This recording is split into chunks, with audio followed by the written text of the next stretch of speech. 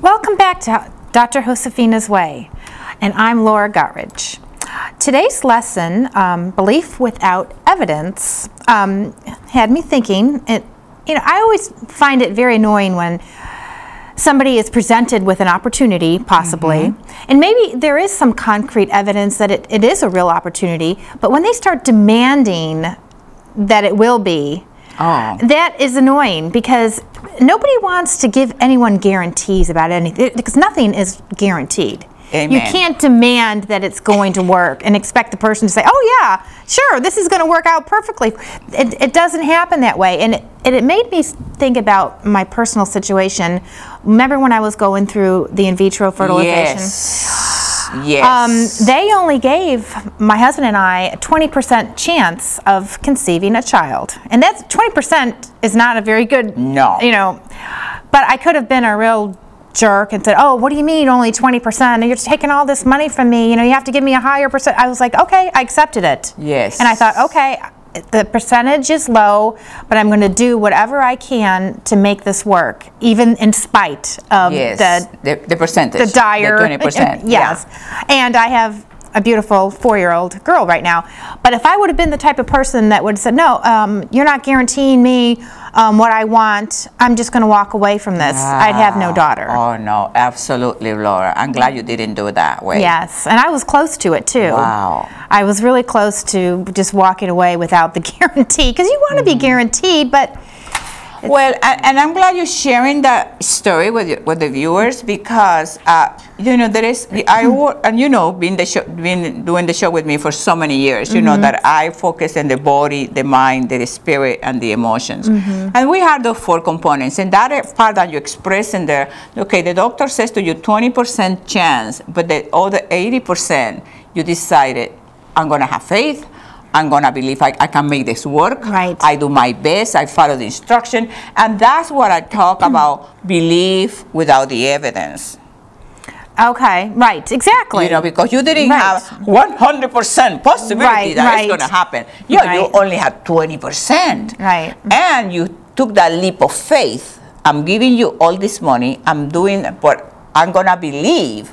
I'm going to have the faith that it's going to work for me. Right. And I also realized, though, that I had to do the work to make it happen. I couldn't just expect fate to kick in. Exactly. But I'm sure it did, to an extent. But absolutely. I had to, cut out the caffeine and, do what I had to do to make it work. And that's a great example also, because it doesn't mean that, oh, well, I'm going to sit around, faith is going to make it work for me. No, if I'm overweight, I just cannot pray my way out. Right. God will help you, but God helps those who help themselves. Exactly. So I have to do the exercise, and I have to do the diet, and I have to clean my head, and I have to clean my kitchen, and all the right things that will lead me to achieve my perfect weight. Right. So it's faith without action means nothing. You achieve nothing. Right. So that applies. It has to be a combination. Absolutely. Applies to, in that case, like you just your example, and applies in all areas of life.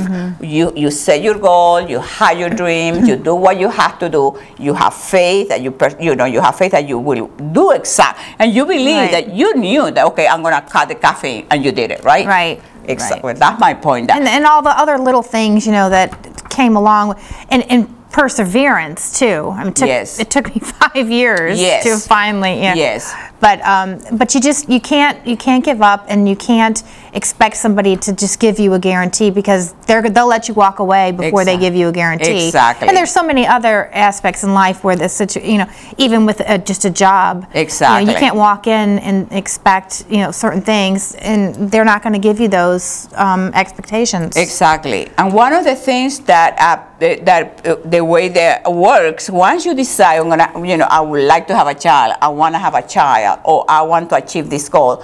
Once you make that choice, once you make that decision that you want it, then what happened, the information and how to do it start filtering into your consciousness, so that information start coming real to you. Why? Because that's exactly what I want. Example, if you want a pink refrigerator, what's going to happen? You start seeing pink refrigerators all over the place. Yeah. But before, you were not aware of them. Why? Because that information is useful to you. It's important to you. So that's why it's so important that we decide what is a value for me, what is important to me, and what it is that I want. That is so true, though, your example with the pink refrigerator, because there's so many times in my life, and I'm sure everybody's life, where you have a conversation and something's brought up that you thought you never knew of or saw before, and then all of a sudden this thing or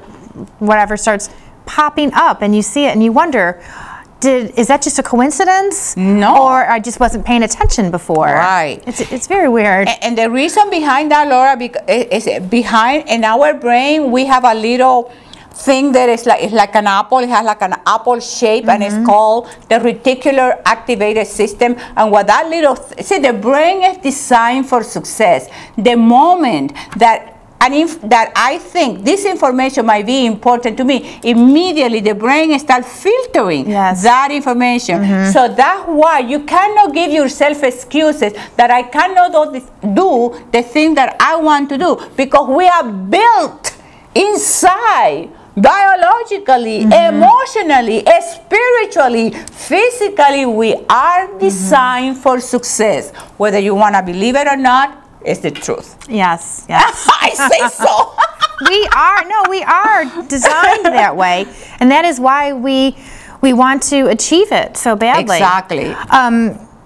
When I was working on my bachelor's in philosophy, there was a big divide in the philosophy department between students and even professors about fate versus us trying to make it happen. Yes. And there's a lot of philosophers, even the ones like from the 1800s, a lot of them believed in strict fate, and others believed in us taking responsibility for our own fate. Yes. So it just kind of reminded me of some of my classroom discussions about fate and us being responsible for our own fate. And I think you do too, that it's sort of a combination of these things. Absolutely. Because I think that there is a certain fate connected to everybody's life, but we have to grab it, or it could just be never known.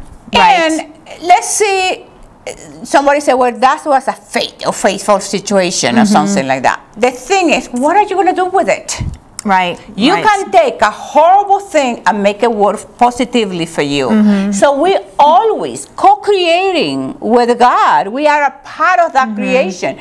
Now, the reality is, I don't want to take that responsibility, because once I know that I'm co-creator, that to a certain extent, I am in control of my thinking and my behavior, then I have to be responsible. Right. I have to make changes. Exactly.